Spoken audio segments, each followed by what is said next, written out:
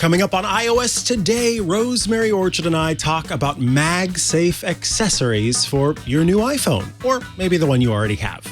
Stay tuned. Podcasts you love. From people you trust. This is Twit. This is iOS Today, episode 622, recorded Tuesday, October 4th, 2022. MagSafe accessories for iPhone 14. This episode of iOS Today is brought to you by Hover. Whether you're a developer, photographer, or small business, Hover has something for you to expand your projects and get the visibility you want. Go to hover.com/twit to get 10% off your first purchase of any domain extension for the entire first year. And by 8 Sleep. Good sleep is the ultimate game changer, and the pod is the ultimate sleep machine. Go to 8sleep.com/iOS to check out the pod and save $150 at checkout. 8 Sleep currently ships within the USA, Canada, the UK, and select countries in the EU and Australia.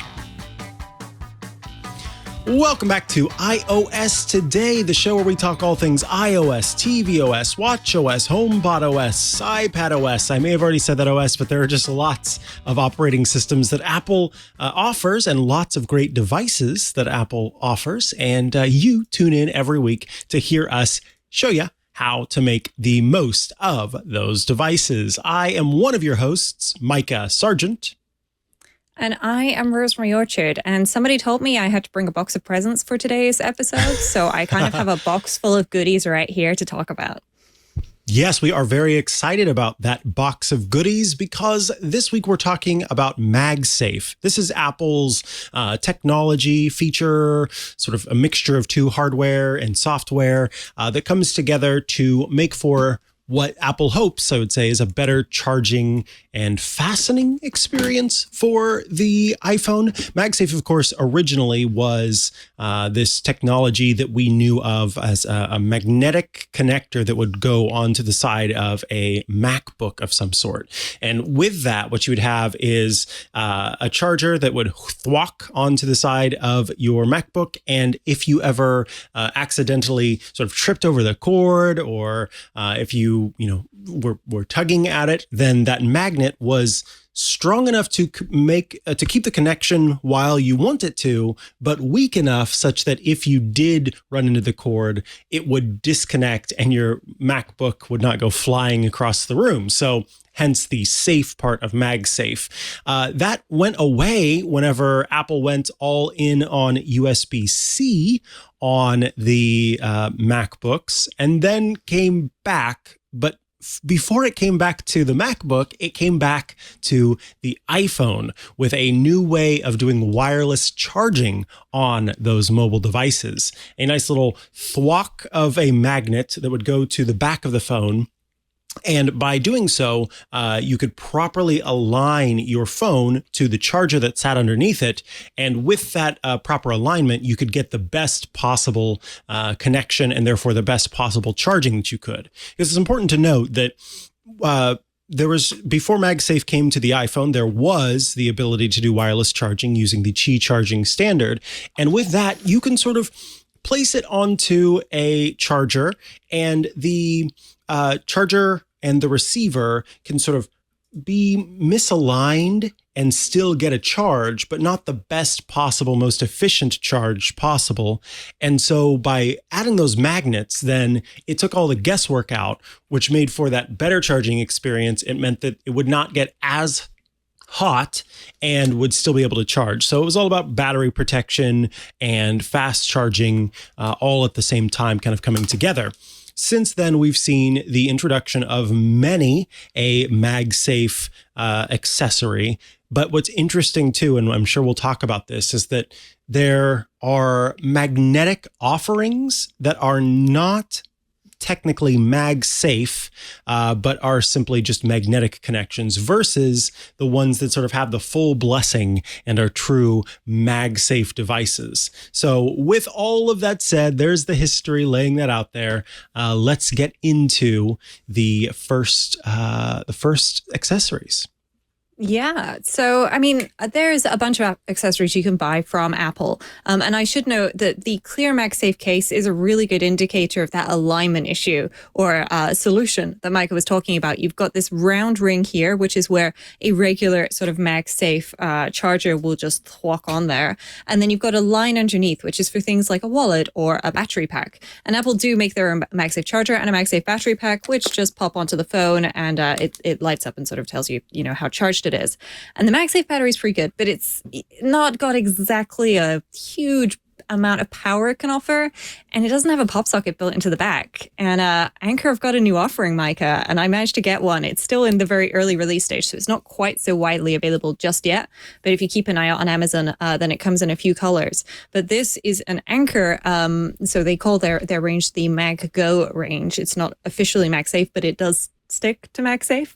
Either way, this is the Mag Go battery, and it's got pop socket built into the back. It's an official pop socket, which you can pop off. And I'm not going to be able to do it on there. There we go. And you can replace this with one of the other fun designs if you wanted to. It is actual official pop socket branding right there, which is impossible to see on camera in this light, but I promise you it's there.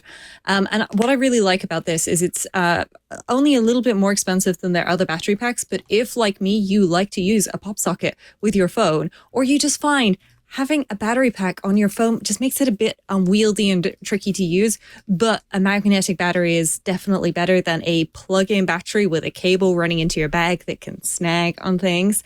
Then the pop socket on the Anker battery is definitely worth a look. So I believe this is the Anker 622 pop socket battery, and it is available for $69.99 on Amazon, and it comes in white, black, and then this lovely sort of a blue and white combination. So keep an eye out as well, because all Anker stuff goes on sale on a regular basis, but their pop socket battery is definitely one that is now in my bag on a regular basis, and this has 3 times as much power built into it as that little MagSafe battery. And if we look at the sizing, it's not much bigger, folks. Very similarly really sized, yeah. Yeah, it's a bit taller. If you've got a Max, then you will definitely not have a problem with it. I found on my Pro, it just hangs off the bottom by just a little bit, like a millimeter or two. It's really not a problem though, because it just means that I've got a bit of extra, heft in my hand, which is quite nice. One Anker Mag Go battery, and as a bonus, it's slightly cheaper than the Apple MagSafe battery too, and it charges with USBC. That's impressive. The fact that it is that Anker partnered with PopSocket, and I know PopSocket is incredibly popular for quite a few people, so that they can use their PopSockets they already have with it, or use the one that comes with it. That's cool. I think I'll end up picking one of those up, because I have the version of that before this most recent one that I used. It's also blue, and it magnets to the back, and it then has this sort of fold out stand as opposed to the pop socket, and it works quite well. That in 10,000 milliamp hour, and that's a really great one as well. Anker got quite a few options within their Mag Go range. I just wanted to flag the pop socket one because it's brand new, and all of this is pretty great. Absolutely. Another one that I want to mention, particularly because it's in use right now, so I cannot show it to you, is the Joby GripTight mount, not wall mount, but mount for MagSafe. So this is a product from Joby. You may know them for the sort of gorilla pod style tripods that they make, where they have these like ball joints that you can all move around and adjust and clamp it onto things.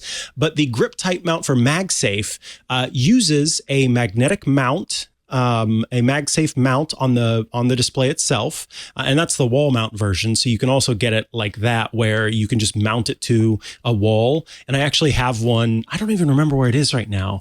I've got it on some wall somewhere. I just got a second one, Mikah. Oh, nice. So you can show that I part. got one. I stuck it in the kitchen, so it just sticks on the wall. This part will be sticky, like once I peel off the covering, and I've just stuck one to the wall in my kitchen, and this is going to go in another place in my kitchen where I frequently want to put my phone and be able to see it but can't. It's pretty nice. Yeah, it's that's very fantastic. And so the one that I have, it looks a lot like that, except it's also got, there we go. It's got clamps on the top and the bottom. And so you can use it with a MagSafe capable iPhone, which I love for the sake of having kind of an alignment. So I use that to kind of align it, and then I keep the clamps on too. So then it's very well held. So yeah, right now I am using that GripTight mount for MagSafe as the tripod mount for my camera. It has the standard thread screw. I can't think of what size that is, but basically thank you very much. 1/4 that you can screw on to a tripod. And so I've got that set up that way. But it's just a fantastic little mount for an iPhone, be it for, I believe the camera that I'm using right now is the iPhone 12 camera.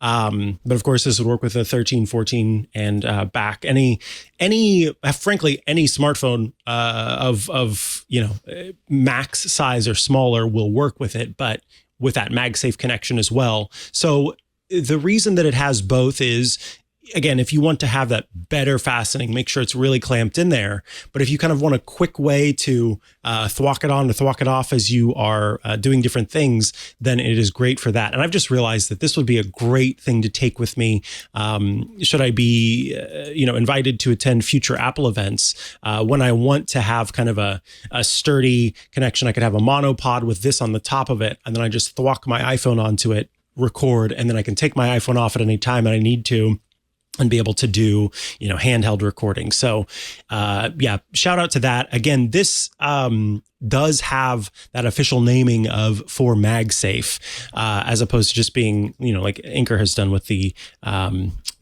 Mag Go line. But in any case, there's no charging involved with this. It is just a magnetic connection, but it's got those properly aligned. And depending on where you get your accessory, what company is making it, you may see different types of integrations. For example, Apple is a first-party creator of MagSafe devices. They include in the setup of the device, whatever happens to be, if it's the wallet accessory or if, in this case, if it's the leather case, along with the circle that represents the magnets that are aligned to help you align your case, there may also be an NFC chip inside of that case or inside of the wallet, in the case of Apple's wallet. And what that does is communicate to your phone specific information. So you may notice that whenever you put your iPhone into a case that offers this functionality, you will see an animation take place on your phone as it fits into it. That has to do with the NFC that's in there telling the phone what it's connecting to. And in the case of the first-party wallet that Apple sells, when you can set it up to where when you connect it to the phone, it kind of keeps track of the fact that you have the wallet magneted to the phone. And when it disconnects, it will automatically drop a pin, essentially, in the Maps app and then notify you, hey, your wallet became detached from the iPhone at this specific place and time. So it's important to understand that this is not full-on AirTag tracking or anything like that. You won't be able to sort of look around for the device or ping it or anything like that. But instead, what it does is it just pays attention to when you detached it. And at that point, it says, okay, you detached your wallet at this stage. And so this is where it probably is at that time. But let's keep carrying on with some of the other accessories for the iPhone. Yeah. So one of the other accessories is one that I picked up relatively recently because the official Apple MagSafe charger has a downside. It is a 1 meter / 3 feet charging cable. And for all of you who have teenagers or need to ever use your phone while it's charging, you will be aware that 3 feet is always at least 6 inches too short. You always need a little bit of extra give, but Apple don't have a 2 meter one. But Belkin do. And this actual one, I bought it recently and it pops up from time to time on Amazon. I've checked Best Buy, Target and so on. And they also seem to have these on and off in stock. It's officially discontinued. Belkin have a new one with a kickstand built into it. But it's the same principle. It comes with or without the wall plug, which in the UK version, side note, has a folding pin, which is very rare for us over here, and I greatly appreciate that. But it's got a 2-meter cable, and it comes in black or in white. And this is definitely one of my favorite kinds of charger to buy, because it's longer than the Apple one, and it fits absolutely no problem at all, even onto the newer cameras, because something that some folks have noticed with the newer cameras, because of course newer cameras, bigger cameras, right? And that means that with certain cases where there's extra padding around the camera bump, you may find that another charger, this is an original Anker one, like this is touching the camera bump without a case on there, or almost touching. I can just get my fingernail in there. So, you may find that sometimes MagSafe doesn't fit quite as perfectly in the non-official ones later, but Belkin often partners with Apple, and I'm suspecting they did here. Also, this has a little rubberized bit on the back, meaning that if you put it on a table, it doesn't just slide off of it. Nice. But yeah, this was, I believe, I paid $17.99, including the wall charger in the UK. Seems like it's back available on Amazon US right now with the power supply for $26 or so. And there's versions without the power supply as well, which are $20. So if you do want a power supply, you can get one. If not, you can save a little bit of the environment. But I definitely recommend this because this is, a nice charger to just have around your house. But Mikah, I think you and I have got almost the same thing by our bed, if not the exact same thing, which is also from Belkin, which is this little guy, or not so little guy. Yes. Yeah, exactly. Not so little. So you have the white version. I have the black version, and it is has sat by my bed since Belkin first announced it. It is the Belkin BoostUp Charge Pro 3-in-1 wireless charging pad with MagSafe, or rather wireless charging stand with MagSafe. So this is a very nice 3-in-1 wireless charger that has a spot for the iPhone, has a spot for the Apple Watch, and then has a third charging wireless charging pad on the base of it. And so you are able to charge all of those devices simultaneously. It's a great way if you've got AirPods that have the magnetic charger, or the wireless charging built in, and you've got an Apple Watch and you've got an iPhone, to make sure those all get charged up at night while you are asleep. I Thwock my iPhone onto the MagSafe charger, my Apple Watch onto, I've been sleeping with my Apple Watch a lot more lately, but during, right before bed, put it on that side, and then the AirPods charging case can go on the bottom. And it's just so handy to have everything plugged in all at once. And I did want to mention that Belkin also released the wireless charging pad with MagSafe now as well. And this seems to kind of be an offering for folks who are looking for something that's a little bit more travel friendly because it's laid out. So it does the same thing though. I should know, I've mentioned this one on the show before, so I didn't put it in the show notes, but we can get a link for folks. If you're looking for a travel-friendly version of a 3-in-1 MagSafe charger, and the MagSafe Duo won't cut it for you because it won't fit your newer iPhone, this little Mophie gadget is available in the Apple Store. I believe it's an Apple Store exclusive, and it has that little slide, fold-down, stand-up watch charger, MagSafe, and then AirPods charger built in. And it folds up. Look at this, Mikah. It folds up super small. I love it. This I need to get that usually. Yesterday. Yeah, it's so good. It fits in, it's always in my bag, basically, for whenever I'm traveling overnight. And it comes with a 20-watt charger and a USB-C to USB-C cable. So, highly recommend that as a alternative to a MagSafe Duo. And honestly, folks, it's not much more expensive than the MagSafe Duo. It is worth it to get that extra charger. And also, it fits all of your devices, even the newer ones. That's lovely. All right, folks, we are going to take a quick break before we come back with a few more gadgets and gizmos to mention, kind of honorable mentions and quick rundowns before we head into the news. But first, I want to tell you about one of my favorite sponsors who are bringing you this episode of iOS Today. It's Hover. It is time for you to make some plans and let Hover help you make them possible. If you're a blogger, if you're creating a portfolio, if you're building an online store, or perhaps you just want to make a more memorable redirect to your LinkedIn page, your Twitter, your About Me, well, Hover has the best domain names and email addresses for you. Trust me when I say that, because I am always buying domains. And where do I go? 1,000%. I go to Hover every single time. And I did that before they were a sponsor of any of my shows, because I've known for quite some time that Hover is one of the best places to buy domains and, when you need them, email addresses. Email at your domain name is key to connecting with customers, because when they can see that, you don't have an @yahoo.com address or one of these other ones, that you have a custom email address, it's this level of, you're taking things seriously. It's just a bit of silent communication that you are serious about what you do. It builds trust, and they've got domain-based emails for all of your needs, big or small. It's so easy to set up. You can add as many mailboxes to your domain as you need. And when your domain renews, well, your mailboxes will too.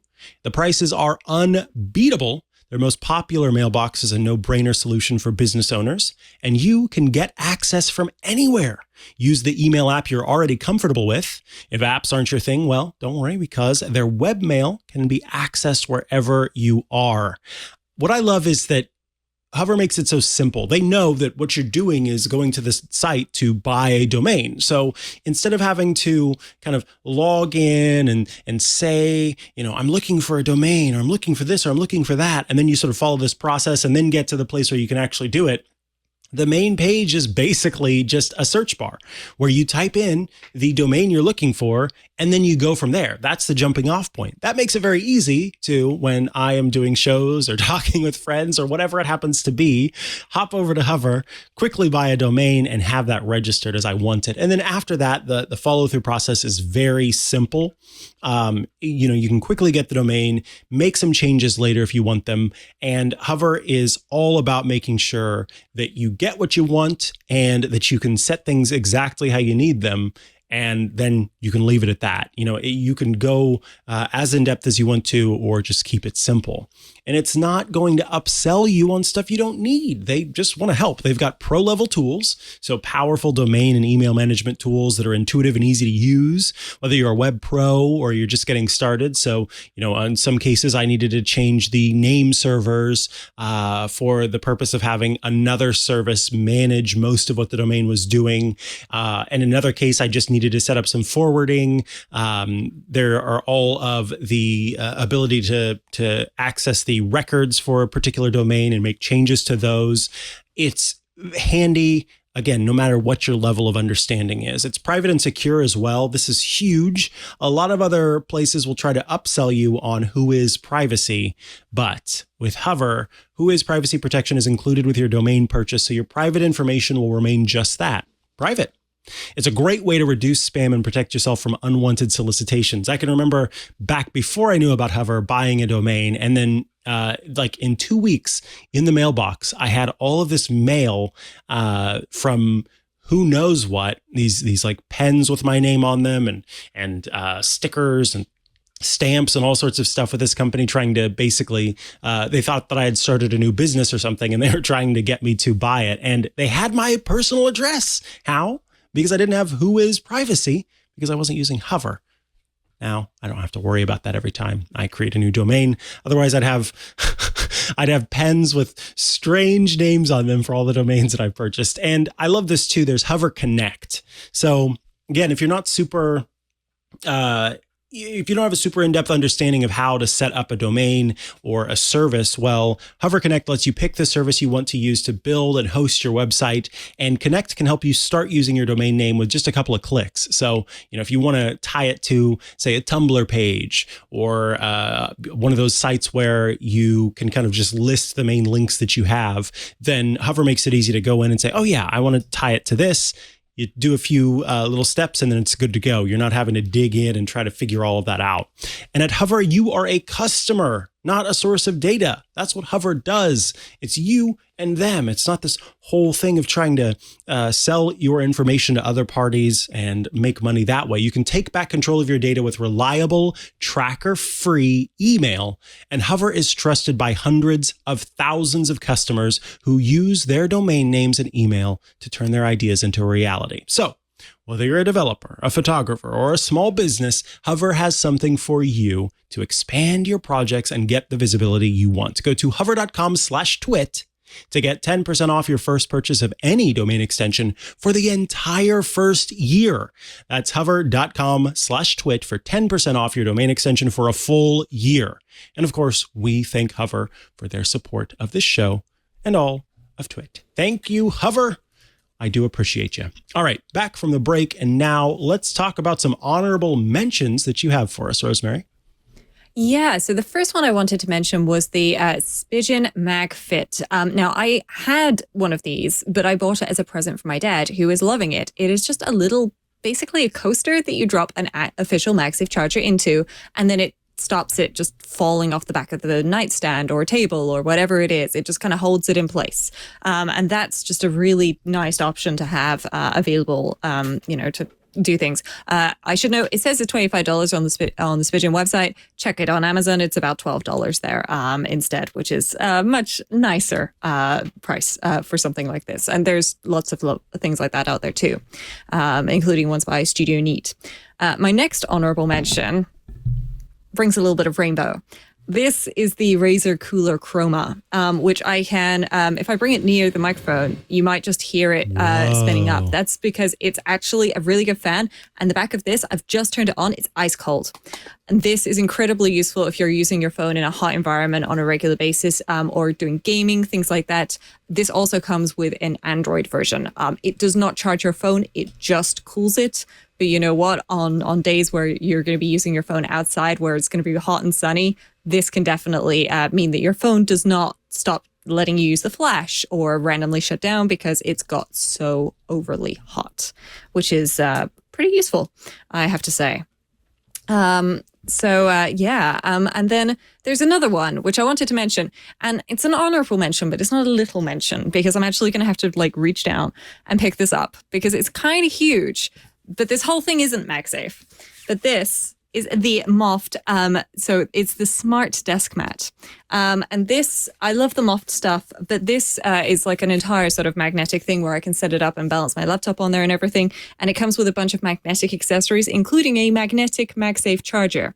So my phone can pop onto this, which can then plug in via USB-C for charging, or it can just sit on there. But then that means that when I set this up for my desk, and I'm going to struggle to do it now because I'm doing it upside down whilst trying to talk on iOS today, but I can actually stick the charger on the side of this and then stick my phone onto that too, which is really nice to be able to do. So that whole surface is magnetic.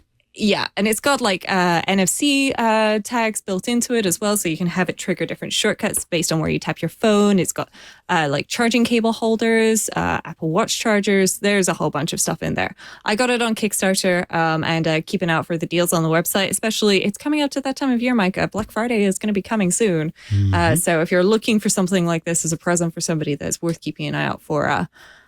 All of those options available, but I really like this. It's quite a big chunky thing, but you know what? It's really nice when I'm using my laptop on the sofa, or occasionally if I'm not feeling too great and I'm using it in bed, and it means that I can keep everything charged at the same time, which is always an advantage. That is very cool. Yeah. Yes. And then the final little section of things I wanted to mention is somebody was asking recently if there was something like the MagSafe PopSocket, but cheaper. So the MagSafe PopSocket, this is it here. It's, I believe, I'm just double checking, $30, $29.99 or $30. It just magnetizes to the back of your iPhone. And then when you want to take it off, you can just pop it off. They also have a MagSafe wallet, which I have just temporarily misplaced on my desk. Here it is. It's stuck to one of the other things, which is, again, a nice option. And you can use these as like a stand. So you can pop it out and then, try and balance it on a preferably actually flat surface. But then it will, it'll hold your phone up and that works. But there's some other options out there too. One of them, which I recommended, was the Anker Mag Ring, and those are $15.99 on Amazon or Anker's store, and then you may actually be able to get it cheaper through a deal, and that's quite nice because it sticks pretty well. If you don't shake your iPhone up and down whilst recording a podcast, then it sticks even better usually. But it sticks pretty well. It's got a little ring to help you hold it too. But one of or two of the other options that I have and like is this little Moft MagSafe stand, where it's just a little stand. But what I really like about this is like you can rotate it around so that you can use it landscape to prop your phone up for a video or taking a landscape selfie of some kind, or you can use it portrait, and you can also stand your phone up like actually on the stand if you balance it right, which I'm not gonna be able to do on air, which is quite nice, and I like that. And then there's the final one, because of course Apple has the MagSafe wallet, and that's pretty good. The newer versions, so be careful if you're buying a cheap one on Amazon or something, because the older ones don't have that NFC tag built in that lets it know when it was detached from the phone. It just goes bye-bye basically. But Moft have their own stand version, which is nice. It gives you a stand and gives you somewhere to put cards, receipt, things like that. Don't put hotel keys or like car park tickets in there, because it will wipe the little mag strips on them. And it works in landscape as well. But they also have it in a coastline edition. And the reason why this is so important, folks, is because Mikah's favorite color is green, and the Coastline Edition has no less than 3 shades of green built in the Coastline range. And there's green in the regular range as well. They've got lots of different colors. I happen to have blue and gray because I got them on sale at some point. And they come with, magnetic stickers so that you can stick your phone to a wall somewhere if you wanted to. All sorts of options. And those are $29.99. So if you're looking for an alternative to the MagSafe wallet, and you'd probably like a stand on your phone as well, then I definitely recommend taking a look at the Moft options instead. Spigen also do them, and as do a number of other places. So it's definitely worth taking a look at the alternatives to the official options. They don't have that built-in Find My-ish support, but as somebody who has previously lost my Find My Apple Wallet, it didn't really help me knowing that I took it off of my grandmother's, because it wasn't at my grandmother's. It was buried somewhere in my car. It just fell out in my car. So, that wasn't so great. Yeah. So I've gone with the I've gone with the PopSocket one as my daily driver, but I have these as well, because if I'm traveling, then I can pop the cards that I'm going to need in here and use it as a stand on the way. Yeah, I've had that problem too, where it told me that there was one time where I had to go to the Apple store in Santa Rosa nearby. And when I got back to my car, in order to MagSafe my phone onto the stand in my car, then I took off the wallet and put it in my bag. When I got home, I could not find my wallet. And of course, it said that I had taken it off at the store. So I thought I had left it there in the parking garage at the store, like it had fallen out of my pocket or something. Luckily, I did not drive all the way back. I did, tore apart my car search and looked in my bag, and what had happened was I was focusing on something else, and so when I put it into my bag with just my hand feel, I stuck it into a different pocket in my bag than I usually do. So it was there in my bag, and that I simultaneously love and hate back pockets. Like, they're brilliant, but you put something in slightly the wrong place, and that's it. It's gone. It just disappears. So where did it go? Hole. Yep. And I just wish that Apple would put put AirTag technology into its wallet. That would be lovely and would change everything. All right. Definitely. Any other tips or tricks before we move on to the news? I do just want to say, if you're looking at any of this stuff, definitely check out deals and so on in various places. The prices that we've set for things and so on are the official prices, which are what you pay at the Apple store from, Belkin, Spigen, etc. Check Amazon, check Camel. Remember, Black Friday is coming. If you don't need it urgently, then hold on and see if you can get a better deal, because, a lot of these things will go on sale on a regular basis. So it's definitely worth keeping an eye out for any of those deals. Hard to believe that Black Friday is just right around the corner. Time just keeps on ticking along. Anyway, let us move on to the news with this first bit of news that the EU has officially passed the law regarding USBC in almost any technology device. This is a legal requirement for the European Union that by 2024, smartphones will need to offer basically USB-C charging as the standard for, quote, mobile phones, tablets, digital cameras, headphones and headsets, handheld video game consoles, and portable speakers, e-readers, keyboard, mice, portable navigation systems, earbuds, laptops that are rechargeable via a wired cable, operating with a power delivery of up to 100 watts. Interestingly, the laptop part of it, there's a little bit more time for manufacturers to get in line for that. I believe they have until 2026. Yeah, spring of 2026. But all the rest of it by the end of 2024. Now, I seem to remember that whenever this was first introduced, there was a sort of understanding that maybe you were either required to include some sort of adapter in the box. Yeah. Or so this was originally micro USB, which was good because pre-micro USB, there was also a lot of mini USB running around. You still see that from time to time nowadays, usually older products or Philips Sonicare toothbrushes that haven't moved to USB-C. And then there were also all of the different like Samsung, Nokia, blah, blah, blah connectors, which didn't quite look like the 30-pin connector, but weren't that dissimilar in many ways.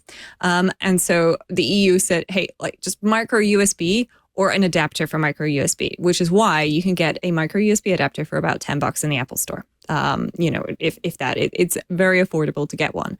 And the reason for this was standardized charging. So it had to be USB at one end with micro USB at the other so that it could, you could reuse the charging brick between devices, trying to reduce waste. Who among us watching the show or listening to the show doesn't have at least 5 of those 5-watt iPhone chargers hanging around somewhere, or they've given them off to relatives and so on over time just because I don't want these in my life anymore and they're not great. Yeah, there's a lot of them. So they're trying to reduce waste like that. And what they've done with USB-C is they've not gone for the adapter option. Like there is no, but you can just ship an adapter and make it available at an affordable price thing. It's USB-C or USB-C. There is an exception for small devices which could not reasonably be charged by something that plugs in. So, for example, I don't technically know if the Apple Watch Ultra would fit into the small device category. It feels like I've got an extra weight or so on my wrist as I'm wearing this, but the Apple Watch would not be required to have a USB-C port, which is just as well because it doesn't have a Lightning port or a micro USB port. Fingers crossed it will go smoothly and we'll get USB-C everywhere. I, for one, will be glad to have a few fewer different kinds of cables that I need to manage in my life. There's so many cables in places, and like USB-C is not perfect because it's a shape rather than a connection type. You've got Thunderbolt, you've got USB 2, USB 3, USB 3.1, USB 2.1, Thunderbolt 3, Thunderbolt 4, etc. Like, is it for GPUs, this cable, and so on? It's far from perfect, but it is at the very least something that I can consistently plug in the right way around, and something that I can reuse across all of my devices because I make sure to get cables that are rated for 100 watts of power.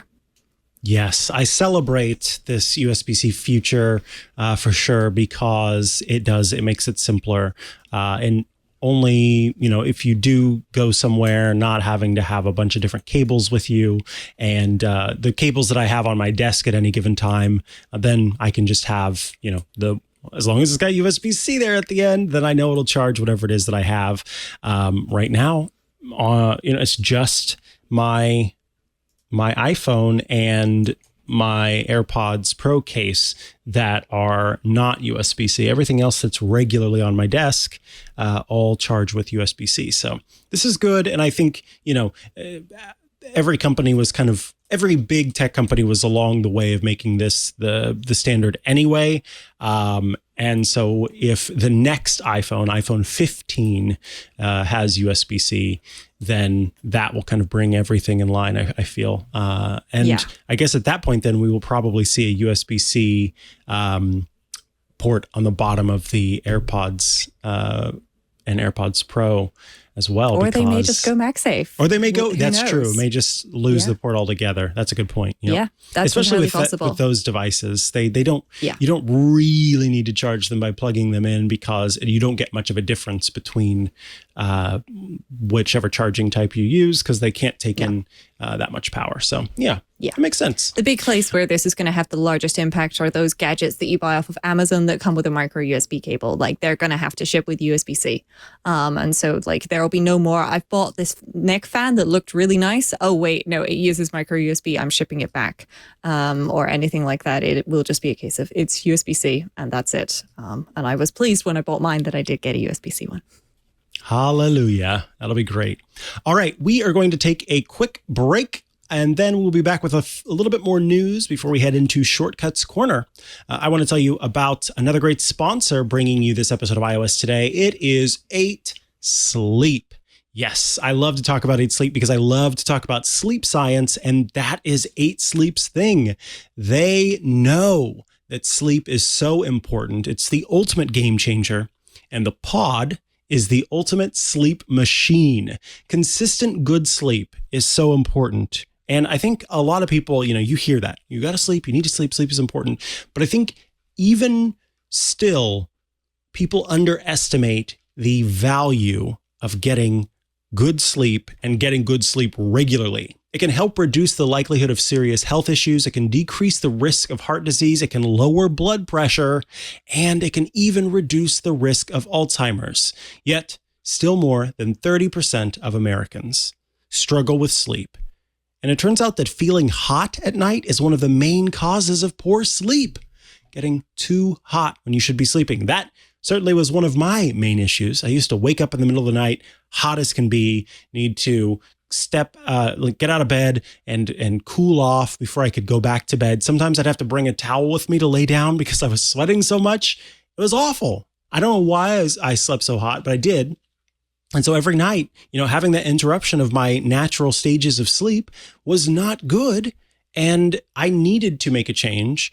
That's when 8 Sleep came along. They sent the pod cover, and I was able to add that to the mattress that I have.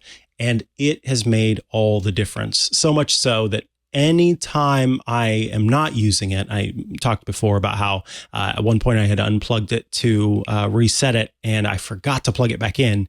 And I had, for the first time in forever, that wake up in the middle of the night hot situation. I thought, what's going on? My 8 Sleep has been working so well for me. What's happened? No, I just didn't have it plugged in. So it was completely on me. I could easily tell the difference. I'm now falling asleep in record time, which I can tell by checking the app how long it takes me to fall asleep. And it's always a surprise to me. Every time I'm like, wait, it only took that long for me to fall asleep? Faster than I ever have before because of the 8 Sleep pod.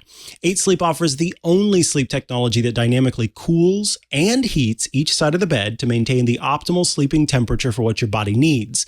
It pairs dynamic cooling and heating with biometric tracking. So you can add the pod cover to any mattress and start sleeping as cool as 55 degrees Fahrenheit, or if you want, as hot as 110 degrees Fahrenheit. The result, clinical data shows that 8 Sleep users experience up to 19% increase in recovery, up to 32% improvement in sleep quality, and so important, up to 34% more deep sleep. Deep sleep, the restorative stage of sleep, arguably one of the most important stages of sleep that we have.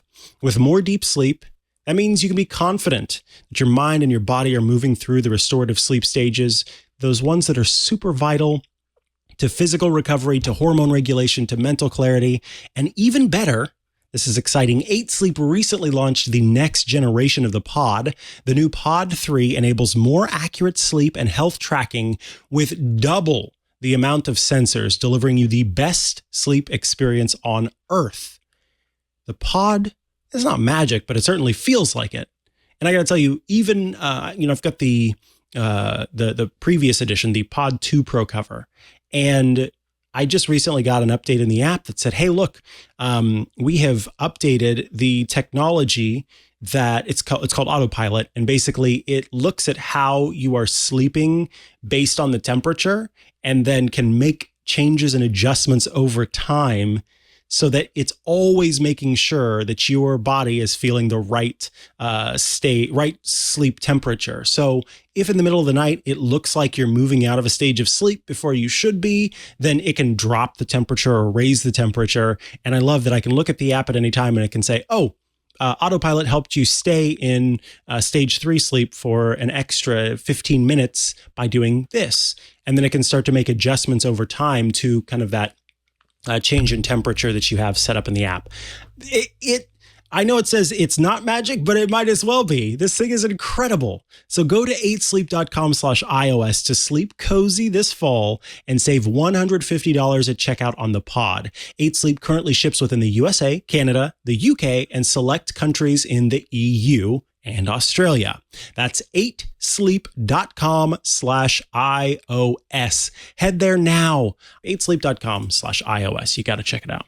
All right, back from the break, and let's talk about a few more news bits. MacRumors put together a guide, 10 new iOS 16 features coming later this year. Yes, with iOS 16, I think this is the first time I've seen so many features that have not shipped on day one, but will be coming later. We do see with regularity features that are announced but don't come out until later. And in some cases, features that aren't announced but are added and then come out later. I don't think there have been 10 as far as I can recall, maybe since iOS 7 with that change in design in the first place. Yeah. There's a lot of features on this list. And there is one sort of notable omission as far as I'm concerned, which is iPadOS 16. We've had a couple of folks writing into us recently to say, wait, when's the new version of the iPadOS out? Like, I can't update my iPad. What's up? And the answer to that is soon, when Apple releases it. But it's coming with 16.1. But it's not coming with 16. But Stage Manager, for example, is then going to be even later than that. So we're going to have to wait and see what happens with Freeform, the shared iCloud libraries, clean energy charging, and so on. And satellite, well, fingers crossed none of us ever need to use the satellite feature in these new iPhone 14 and 14 Pro models. But I guess we'll wait and see when it activates as to whether or not folks actually have any luck with it. Fingers crossed they'll have luck and not need it, rather than need it and then have luck with it. Yeah. Lots of interesting features that could be coming. For example, the Apple Music Classical, that one's still pretty rumor heavy, as opposed to being ones that will, guaranteed ship. But I continue to hear some more rumblings about that, so it could be right around the corner. Now tell us about adaptive transparency, because apparently this works on AirPods Max, but I saw that this feature will likely not work on last gen AirPods, even though right now it is listed as an option for folks with the last gen AirPods Pro, to be able to turn on adaptive transparency. Yeah, so to be clear, it's only listed for folks in the beta as a feature. It's not listed in the shipping version of iOS. But adaptive transparency is that transparency that listens to the outside world and tries to deduce what information you actually want passed through to you. So, for example, if you are walking past a building site, then you are unlikely to hear, or less likely to hear, or the volume will be reduced of the diggers and the drills and whatever it is that are going on, but you would still hear perhaps the beep from the crosswalk indicating that it's safe to cross. And so this adaptive transparency feature has, been designed to take advantage of the new extra good noise cancelling built into the AirPod Pros. But for those of us with the humongous AirPods Max, which I have and I use them for podcasting multiple times a week, except on this show because I have to put on a hat at the end. It also is available in that, and I've tried it and I like it, Mikah. I'm liking it. It's nice. It's a good feature that I've been enjoying on the AirPods Pro, and I'm pleased to see that it is expanding to the AirPods Max as well, because they have a lot of power when it comes to the noise cancelling, and sometimes I've almost felt like it's a little bit too good. And so this adaptive transparency mode is going to be the happy middle ground between transparency mode and noise cancelling. I am with you on that. Sometimes I'm like, whoa, I'm a little too close. Even with just my AirPods Pro 2, not even, I don't have the Max, but even with those, sometimes I'm like, oh man, I need to switch to transparency because I feel like I'm in a whole different world and I need to make sure I can hear things. What if there's somebody knocking at the door or whatever. So yeah, I'm glad that more folks will be able to check out adaptive transparency. And I'm curious if we'll see a second gen of the AirPods Max, given the sort of underlying story of AirPods Max and what Apple was hoping to release at the time and what they ended up releasing and all of that stuff that was involved with that story. All right. Last but not least, this is for the folks who have had so much fun customizing their lock screens on their iOS 16 iPhones. There is a limit. They have set a limit to how many lock screens you can have. So if you've just been adding them willy-nilly, there may come a time where you have to swipe up and remove one or two because, yes, you can't have... I don't even know what the limit is. Do you know what the number no, is? I tried creating some more wallpapers to try and hit that limit. But so the article indicated that it is 200. And so I already had like 10. So I just added another 5 out of curiosity and I did not hit the limit. 200 feels like a lot of lock screens, to be honest. And I know that you can associate multiple with different focus modes. But yeah, to me, 200 is a heck of a lot. You can only have 10 focus modes as a side note. There is a hard limit on that. And even more, you have to have sleep and do not disturb. You can't get rid of those, giving you only 8 custom ones. It's certainly interesting that they've added in a limit there. But I'm also pleased that the limit is so high that it took us until now to find it, which is good. You know, the internet will always try and find a way to break things and test things to their limits. And so it's good that it's taken us from June until now to see what happened there. All right. With that, we have reached the end of the news segment, which means I can hear the music. Up next, we've got Shortcuts Corner.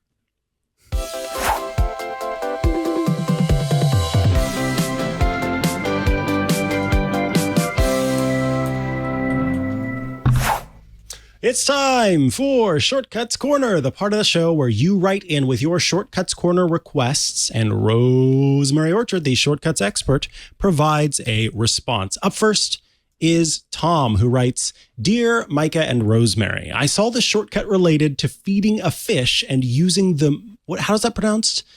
Modulus, okay, thank you, for day of the year in order to handle an every other day feeding schedule. What happens in a non-leap year when the last day of the year is the 365th day of the year and the first day of the new year is the first day of the year? Wouldn't this skip an extra day if the modulus equals 0 and have 2 days in a row if the modulus is 0?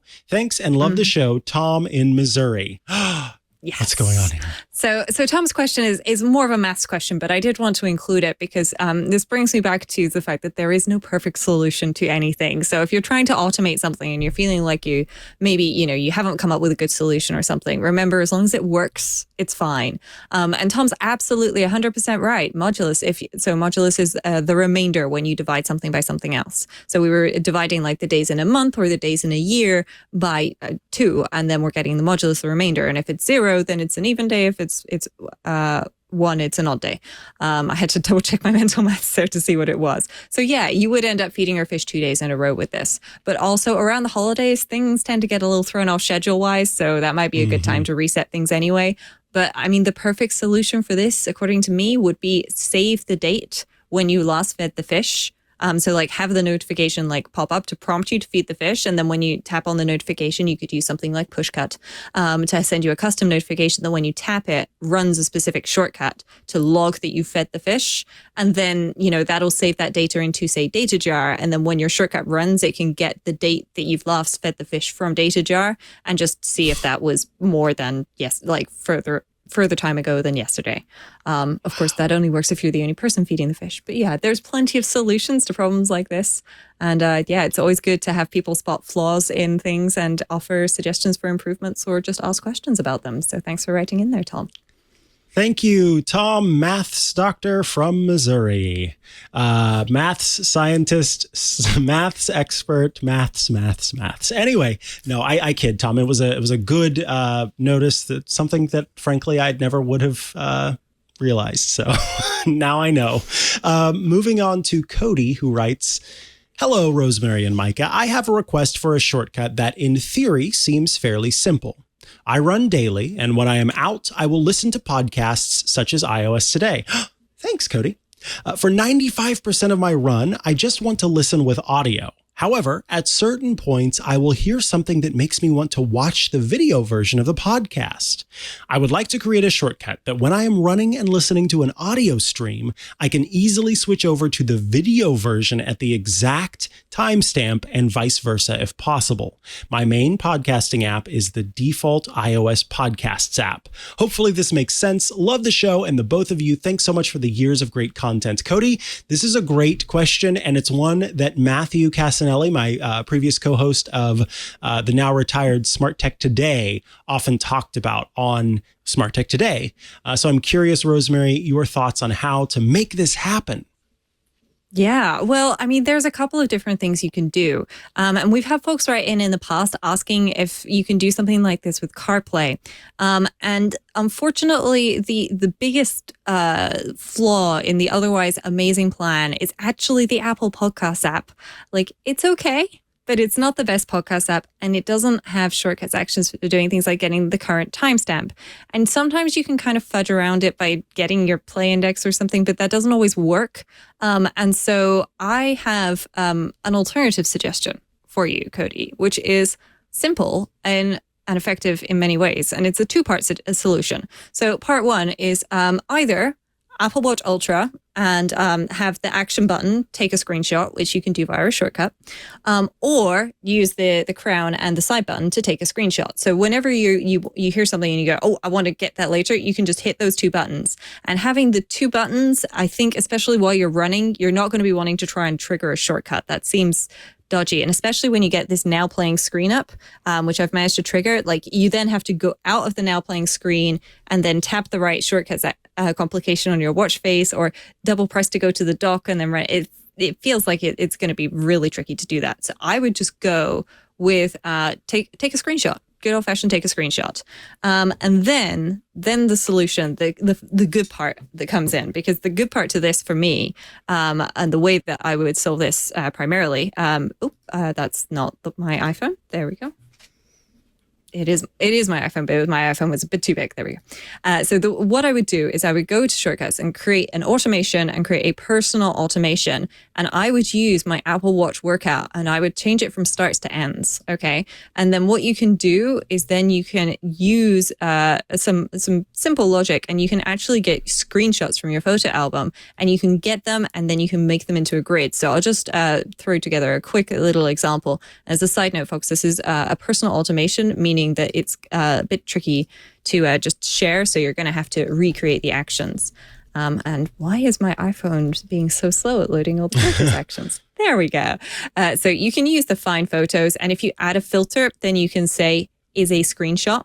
And you can also use another option for, I believe it was the device type taken. But what we actually want here is we want the date taken is after, and then I'm just going to make a guess here. You've probably got a better way to get when your workout ended in shortcuts, but I will just add an adjust date action right at the start and just go back, say, an hour or something. And you can tweak this to be whatever you actually need from a shortcut or shortcuts action. Oops, why is this being so slow? I'll go through scripting to find it, I hope. So you can just, figure out when the start is. And so you're going to want pictures taken after that time, because otherwise you're going to have to select a lot of photos every time. Okay, the adjust date action is very much hiding from me. That's very unfortunate of it. I will give a search just one. There. Perfect, adjust date. So I'll just pop that at the top. And what you can do is you can tap into the date area and just use the current date. And then I'll just change it from adding to subtracting. Okay, so I'll just take 1 hour away from the current date and time. And then you can just tap and hold on this date action here. And then I should be able to replace that with the variable. Oh dear. Shortcuts is being very crashy for me today. There we go. Adjusted date. So you can get things that are a screenshot which was taken after a specific date. Okay. And then what you can do is use the image scripting options to actually just stitch these together in a list, or you can do the get text from image option. Because that is a possibility now. You can use the OCR option to actually read the text from an image. You could automatically crop all the images to whatever it is you like, and do whatever it is that you feel that you need to do. So especially if you've got different podcasts, then I would recommend probably just stick with the screenshots, because this way you'll have the full information there instead of trying to read some text out.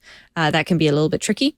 But this combine images action, I'll just pop it at the end. Instead of combining images horizontally, you would probably go for vertically, but you could do in a grid if you wanted to. And you could say, add some options of, say, some spacing in between. And then this will just take those screenshots. So I'll just take another screenshot now. And then if I run this, then, it should have found some images, but it hasn't done yet. Then you will just need to share that somewhere so that it will pop up, or just save that into a photo album or similar for you and delete the originals, whatever it is you like. But I would go with the screenshots as a workaround for this, because as much as I love shortcuts, I feel like trying to talk to your iPhone as you're running or something similar is probably going to end up with you tripping and falling over, and I do not want to be responsible for any broken bones or injured muscles or ligaments or similar. So make sure you look after yourself, and fingers crossed we are entertaining your run today. Nice. Awesome. Yes, and keep going. Pace yourself. Rah-rah. Whatever else is said during running. All right, let's move on to the feedback and questions. We've got one today from David, who writes, Dear Rosemary and Mikah, beginning this summer, my iPhone 12 Pro's Bluetooth car connection disconnects along the same sections along two highways between Tucson and Phoenix. Once I've passed these areas, it reconnects to the car's head unit. One road has a new cell and microwave tower. In the other area, there is no visible tower. It never happened during prior years using this or other iPhones. Any ideas or speculation? Thanks for an informative and entertaining show, David. Wow, this is interesting.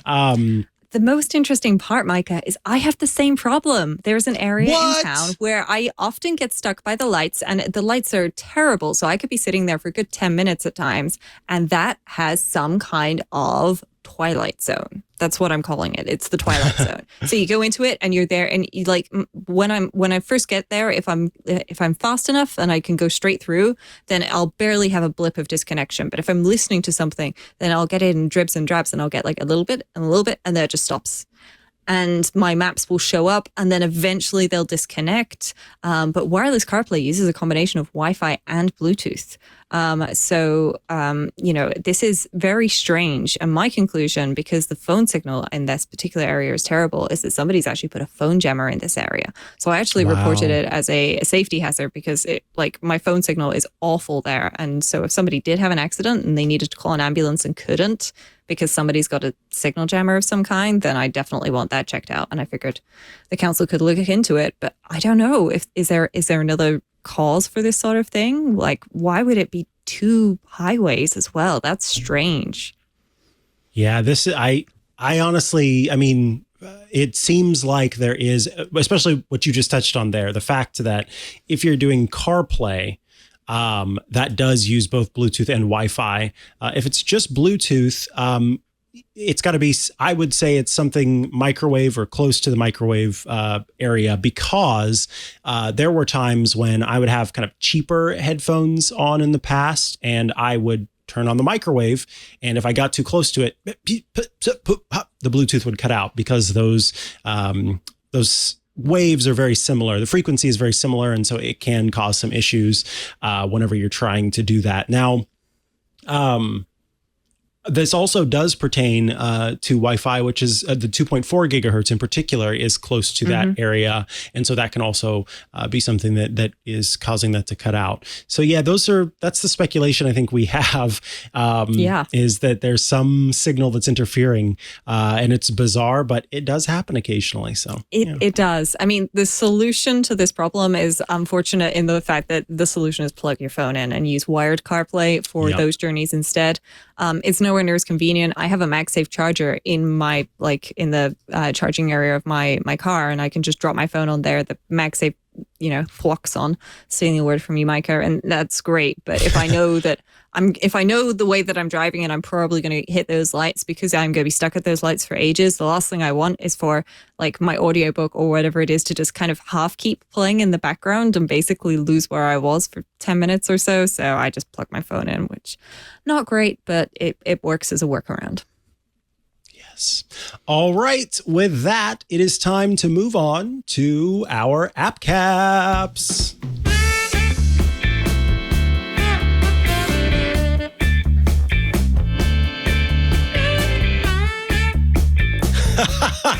Oh, we are on the same wavelength today.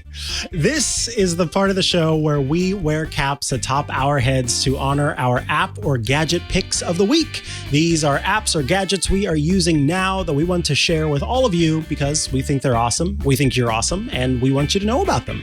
So, with that, let us begin this segment of the show. Rosemary Orchard, tell us about the cap atop your head, and then tell us. I'm genuinely concerned, Mikah, that you're reading my mind. It's not concern in a worrying sense because we both know things and we share information with each other as is required. But it's very entertaining that we picked an almost identical hat. But in my case. Winter is coming, folks. Winter is coming. This is a thing. This is a lovely sort of. I mean, it's polyester, but it's like a sort of wool effect kind of hat. It's got some lilac and some blue, gray, and white check on it. It's really gorgeous. Cute. I love it, and I got it on sale too, so I was really impressed. If I'm stocking up on new app caps, then I definitely want more options.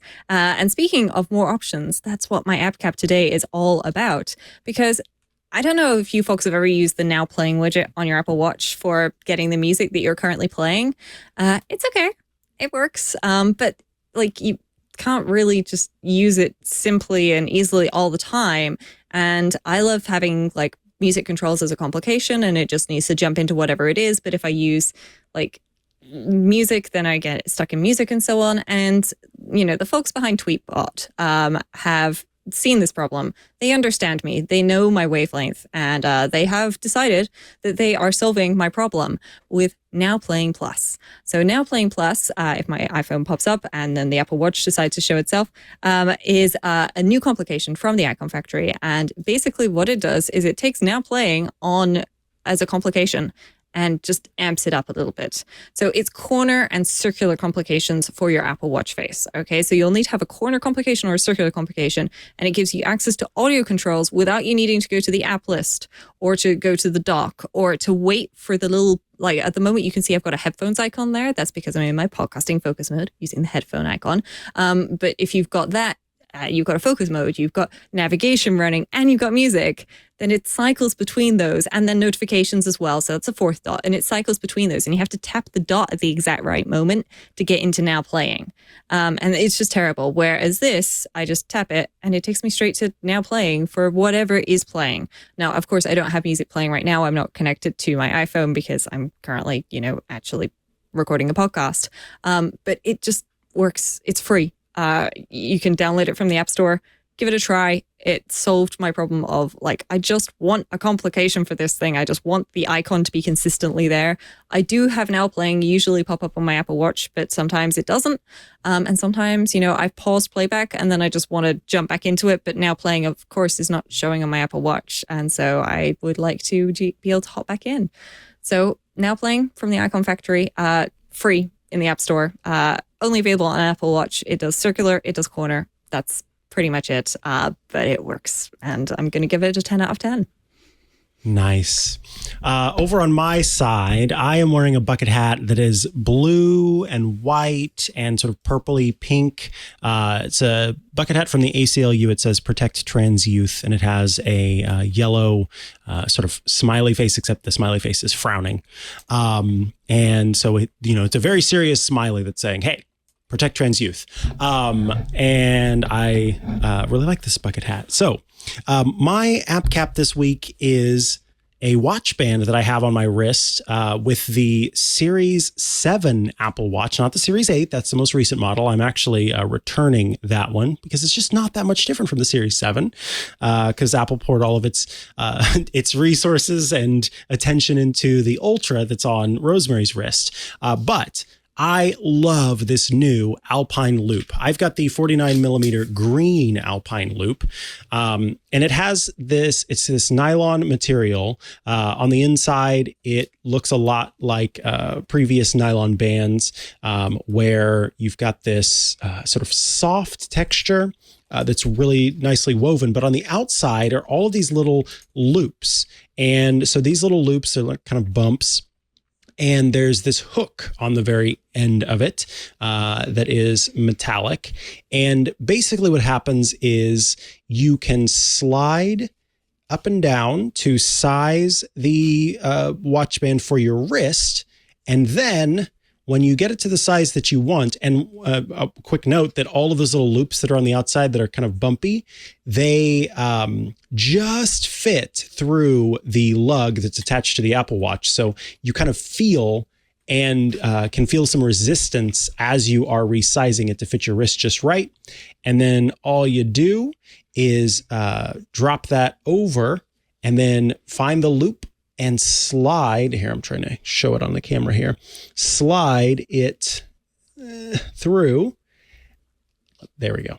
And once it's through, then it's hooked. And of course, by the fact that you are pulling it along, then it stays nice and taut. I like this because there you go. Rosemary's showing too. It's essentially endlessly adjustable, so you can kind of change it throughout the day as the skin of your arm kind of grows and shrinks. And I would say it's a little difficult. A little bit more difficult than, of course, like the woven bands that are one size or that are multiple sizes that you kind of just slip on and off your wrist. That's what I had on before. But the look of it, it looks so nice. And of course, because it's green, then I love it for that reason too. It's just the fastening mechanism and the look and feel of this band I really like, and so I am happily rocking the green Alpine loop. It also comes in orange, a really bright orange, and then Starlight is the other color option. The one thing I would say is it is a little pricey at $99, but I've purchased lots of bands from Apple in the past. And one thing I can say for Apple bands is that they last and last and last and last. So even though this feels like, an expensive purchase right now, it is an investment in the sense that I have hopes, and at least by the history of the other bands that I have, I know that it will last quite a while. So I'll be able to wear it for, a few years from now at the very least. You had some thoughts about the Alpine loop? Well, I just wanted to say, Mikah, obviously we're twins. We're wearing almost the same hat and we're wearing the same watch strap. So clearly we're twins.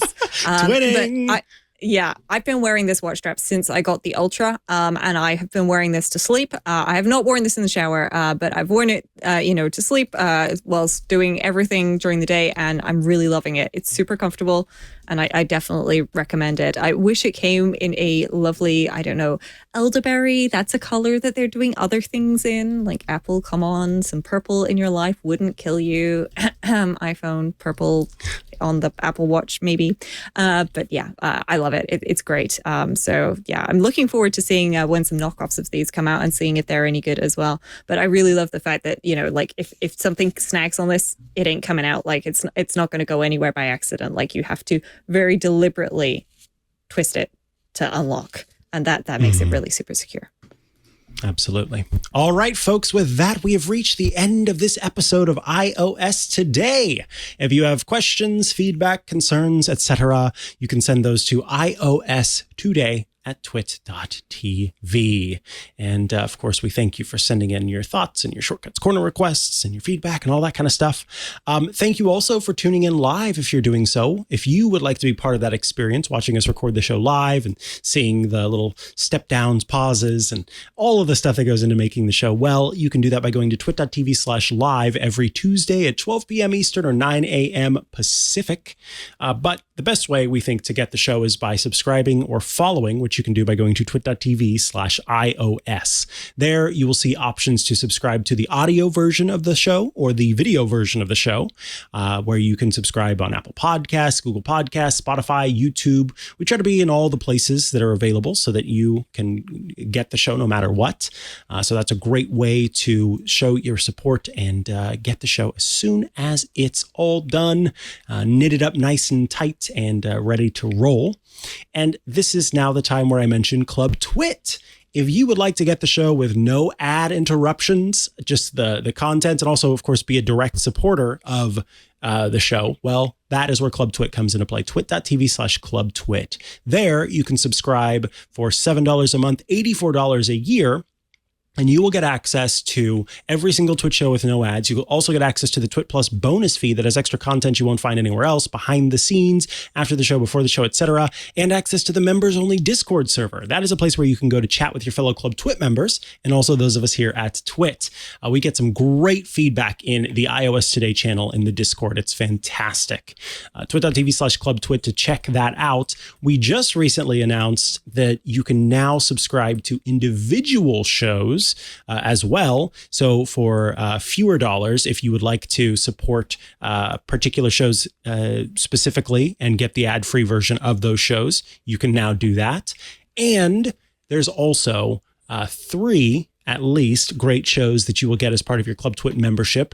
There is the Untitled Linux Show, which is all about Linux. There is Hands on Windows, which is Paul Thwock's show, all about Windows tips and tricks. And there is my show, Hands on Mac, where I have, it's a shorter format show where I talk about specific apps and features on not just the Mac, but also on iOS, on iPadOS, basically every Apple device. I've got tips and tricks for you.